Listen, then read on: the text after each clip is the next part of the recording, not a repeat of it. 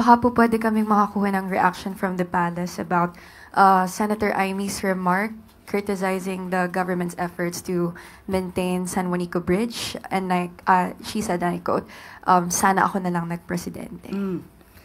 Lumiliwanag po ba ang ambisyon ni Senator Imee Marcos? Well, anyway, naging senador po ang si mahal na Senadora Imee Marcos since 2019.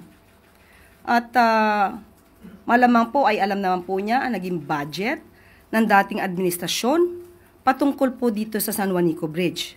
At 4 na taon pong nagkaroon.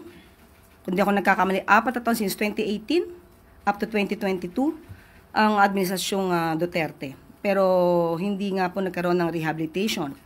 At dapat nga po magpasalamat po tayo sa panahon po ngayon ni Pangulong Marcos Jr. dahil nang kanilang nagkaroon ng inspection, doon lamang po nakita ang lawak na po ng danyos at dapat na kailanganing i-repair sa San Juanico Bridge. Sa panahon lamang po ni Pangulong Marcos Jr., ito nagkaroon talaga ng malaliman at na pag-i-inspect para po makita na maaaring ito po ay hindi na magandang daanan at dangerous na po sa mga lumalakbay gamit po ang San Juanico Bridge.